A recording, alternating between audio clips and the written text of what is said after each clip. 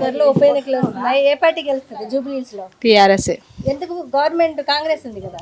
అంటే మా గొంటి గోపీనాథ్ మా షేక్పేట్ డివిజన్లో జూబ్లీహిల్స్లో చాలా మంచి బెనిఫిట్స్ తెచ్చారు. మహిళలు ఎలా ఉండాలి అనేది గుర్తింపు ఇచ్చాడు.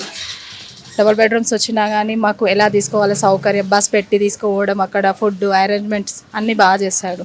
మళ్ళీ మాకు ఉమెన్స్ డేస్ ఫెస్టివల్స్ వచ్చిన షేక్పేట్లో ఫస్ట్ ఆయన నుంచే మాకు ఉమెన్స్ డేస్ ఫెస్టివల్స్ అనేది ఇక్కడ జరిగింది. బతుకమ్మ ప్రోగ్రామ్ ప్రతి ఒక్కటి ఆయన వల్లనే మాకు ఇక్కడ జూబ్లీహిల్స్లో జరగడం స్టార్ట్ జరిగింది. కానీ ఆయన దేవుడి దగ్గరికి వెళ్ళిపోయాడు. కాకపోతే ఆ వ్యక్తి చాలా మంచిగా ప్రిఫరెన్స్ ఇచ్చేది. గిఫ్ట్స్ అయినా ఏదైనా ఇచ్చినా, మహిళలు ఏదైనా పోయి అడిగినా ఒక 100 మెంబర్స్ ఉన్నా కానీ ఒక్కరికి ఇచ్చి ఇద్దరికి ఇచ్చి వెళ్ళిపోయేది.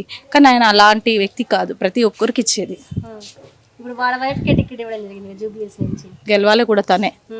తను ఇంటికి వెళ్ళినా, తను ఎక్కడైనా ఫెస్టివల్స్ అయినప్పుడు గెస్ట్గా వచ్చినా కానీ ప్రిఫరెన్స్ లేడీస్కి చాలా బాగా ఇచ్చేది మా గంటి గోపీనాథ్ గారు. మరి ఇక రూలింగ్ కాంగ్రెస్ ఉంది, దాదాపు సన్నబియ్యం ఇవ్వడం జరిగింది. అవును, ఇవ్వడం జరుగుతుంది. అంటే ముందు ఉన్న అమల్వే ఇప్పుడు నెక్స్ట్ ప్రాసెస్ జరిగింది కదా అండి. కాకపోతే టీఆర్ఎస్ రావాలని మేము అనుకుంటున్నాం. ఎందుకంటే దానివల్ల మనకి అప్పుడు కరెంట్ ప్రాబ్లం లేకుండా, వాటర్ ప్రాబ్లం లేకుండా ఇప్పుడు జస్ట్ బస్ సౌకర్యం వచ్చింది. ఇంకా బెనిఫిట్స్ ఏమున్నాయండి? ఇంకేం అమ్మాలు అయితే రాలేదు కదా లేడీస్కి. ఆ బస్ సౌకర్యం పెట్టడం వల్ల ఇంకా లేడీస్ కొట్టుకోవడం అవుతుంది. అప్పుడు బస్ మనం వెళ్తున్నాం అంటే కండక్టర్ కొంచెం హ్యాండ్ చూపించినా ఆపేవాళ్ళు. ఇప్పుడు లేడీస్కే వాల్యూ ఇవ్వట్లేదు ఆ బస్ ఫ్రీ వల్ల. కేసీఆర్ ఉన్నప్పుడు ఎలా ఉండే?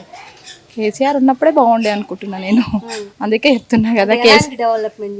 అంటే పరిపాలనలో అదే మా ఏరియాలో మాగంటి గోపీనాథ్ చేసిన ప్రతి ఒక్కటి బాగుండే.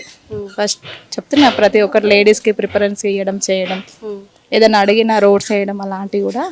టెంపుల్ కూడా డెవలప్మెంట్ కూడా ఇచ్చాడు మాకు. గుడిలో పోషమ్మ టెంపుల్ అని మా ఏరియా టెంపుల్కి కూడా ఇచ్చాడు.